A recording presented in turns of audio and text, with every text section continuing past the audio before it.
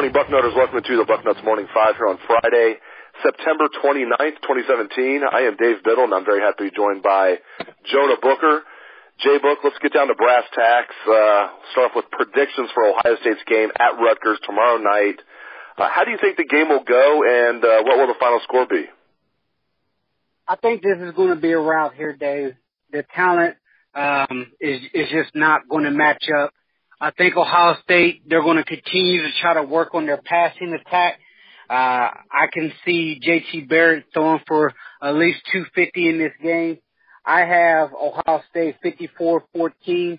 I think Urban Meyer, he's going to try to get the backups in there. He's not going to try to embarrass Chris Ash, but with the athlete that Ohio State has compared to Rutgers, I don't think it's going to be a close game here, especially with Rutgers coming into this game a little banged up, especially on the defensive side of the ball.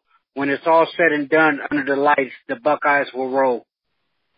Yeah, I agree with you. When I initially sent in for our staff predictions that Alex Gleitman post, I had 38-10 Buckeyes. I'm now amending that. I have it 45-10 Buckeyes, so I don't think this one's going to be close. I think the Buckeyes will win and cover, just like you're predicting. Let's talk about the offensive line, which was, at least in my opinion, a huge concern coming into the year, and I still don't think we know how good or how not good this unit is. But just specifically the three younger guys, I mean, Isaiah Prince is a junior, but still his third year in the program.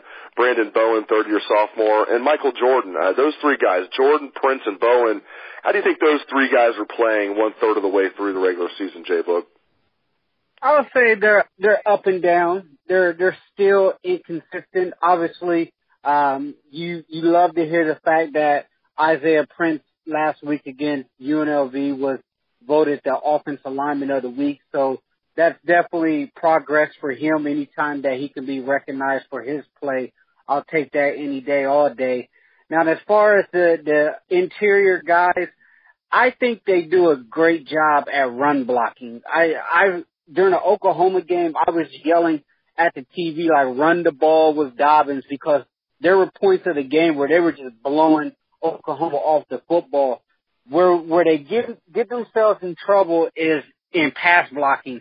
Michael Jordan's still struggling somewhat with his pass blocking. Bowens, he's been quiet, which that's what you want out of offensive linemen. You don't want your offensive linemen to be making noticeable plays unless they're absolutely bulldogging a guy down the field. But as far as Michael Jordan, I think there's a lot of room to get better. I have to say they are playing better compared to what they were last year. However, the big boys are coming up on the schedule, so that's when it's really going to count. Yeah, you can push around some Army and UNLVs of the world, but when Penn State comes to town, how will you perform when the lights are bright, the cameras are on, and college football playoff seedings are on the line or Big Ten championships on the line? That's when it's actually going to matter. If Mike Weber is able to get to 100% and stay at 100%, we know you keep tweaking this hamstring. It's just one of those injuries in sports that's just so easy to keep tweaking. But let's just say, for argument's sake, J-Book, he's able to get to 100% and stay there with the hammy. I mean, do you think the J.K. Dobbins, is going to lose this job? I certainly do not. I think he's going to hold on to the starting job. Just how do you think things are going to shake out if we have 100% Mike Weber? Yeah, no way J.K. Dobbins loses his spot. We had in the boarding house earlier this week that it's kind of a internal struggle about how much do we actually want to ride Dobbins, because the guy he's sixth in the NCAA in rushing right now, and that's with back-to-back games with only 13 touches. Now, if he was in a situation where they were feeding him the ball 20 to 22 times a game, there's no doubt in my mind that he would be a household name, and he will probably be leading the Big Ten in rushing.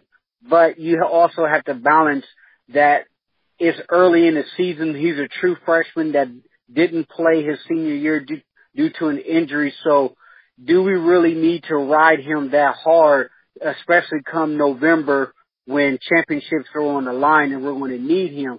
And as far as Mike Weber, I don't see him regaining that starting position. I look at Mike Weber right now as being a complementary piece to J.K. Dobbins. And his team really needs Mike to get healthy. He has a role. He has an integral role on his football team, but he has to stay healthy. I think Ohio State could have a nasty 1-2-3 punch with Dobbins, Weber, and Paris Campbell if they just get those guys to football. But the first order of business is getting Weber on the field and getting him fully acclimated to having a full game of being hit. He played earlier in the season for a couple snaps, but it's a different beast whenever you're asked to play an entire football game as opposed to spot duty. So far, all the stuff in the NFL that's going on with the protests has not trickled down to the college game. Do you envision at some point, either this year, next year, this week? I mean, do you envision this? I mean, you're a former college football player. And you're, in addition to that, you follow college football like the back of your hand now. I mean, you know this stuff well. Do you envision this trickling down to the college game or no?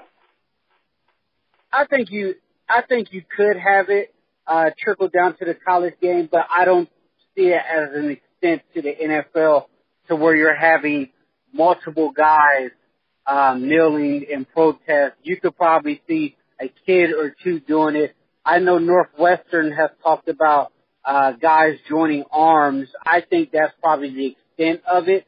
I know Urban Meyer he kind of touched on the situation on his call-in show, and he said the team has had discussions about everything that's going on in this world, as well as, how they feel about situations going on. And according to Urban, the thing that he really loves about this football team is they're not looking to have a monumental moment per se. They're just looking to try to make life better for people in their community around Columbus, and then just making sure that they're doing everything as young men to be able to set themselves up for a better future in life. And you have to respect that. That's not everybody's cup of tea as far as, protesting. But I don't think it's going to go down the NFL route. I hope it doesn't, for the simple fact that I like the way college football kind of gives people a break from all the nonsense that's going on in the NFL, regardless of what side that you stand on. At the end of the day, it's football. It's supposed to be a game that we all love and enjoy.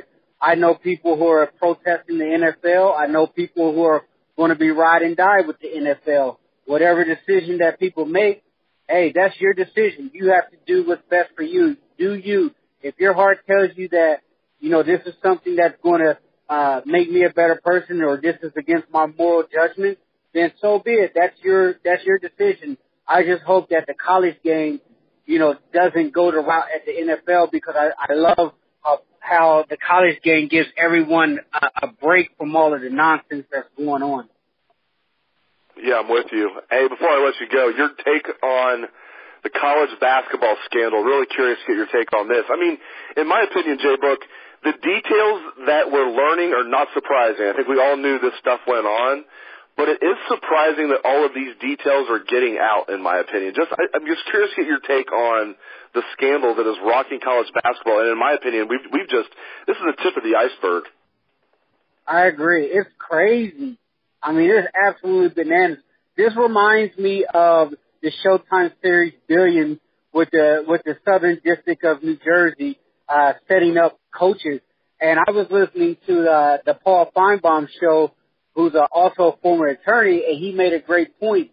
He said that with what is going on with college basketball is just the very beginning of the entire process, because what you essentially have is the Southern District of New York, which is the most sophisticated, the most powerful district in the United States. So it's the who's who when it comes to attorneys and prosecutors. So it's not any type of small court in Podunk town that is dealing with this. The FBI has essentially tasked the Southern District of New York, which is the most powerful district in the United States, going after these guys. And the simple fact that these coaches, it was one thing to say, hey, we're looking to try to escape the NCAA's clause of this and try to find, a workaround to try to get these players. These coaches had no idea what they were doing could potentially lead them to major serious prison time. That has to be a rude awakening, and I hope it cleans up the sport on both sides of the occasion, football and basketball. Now, you're not going to have in football the major endorsement money that you're going to see in basketball because of the one and done and the shoe contracts and the individual recognition that you have in basketball.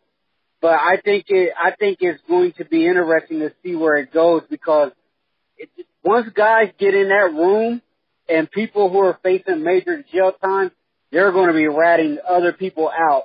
And it looks like there's no slowing down. Just a couple of days ago, Miami said that they were informed by the FBI that they were under investigation.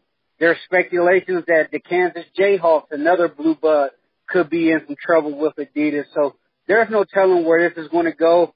But come March, Dave, will they even have enough teams in the major college basketball divisions to even field a tournament? It may be a bracket filled with a bunch of mid-major teams here.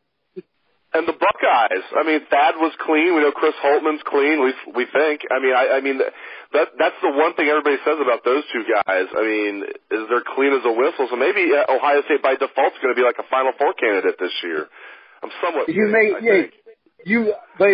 make a great point about Ohio State basketball. I mean, everybody, including myself, was crying about all the misses that Thad might have had. And there were a couple guys on our board, now that I think about it, that mentioned the dirtiness that goes on in the AAU, and Thad had no appetite with getting involved. And when on Thad's exit press conference, he made a subtle comment that kind of leads you to believe he knew something was going to potentially come down the pipeline, when he said at the end of the day he wants people to recognize Ohio State and recognize him as a program and a guy who did it the right way. And the recruiting, it just got so bonanza that Thad just couldn't keep up, and trying to do it the right way is simply a situation to where he tried his best, but hey, the dirtiness of it just overcame the sport. Great wisdom, as always, from Jonah Booker. Thank you very much, Jay Book, and thanks to all the listeners out there for tuning in to the show. I hope you have a great day and a great weekend. Let's hear that Buckeye swag, best damn band in the land.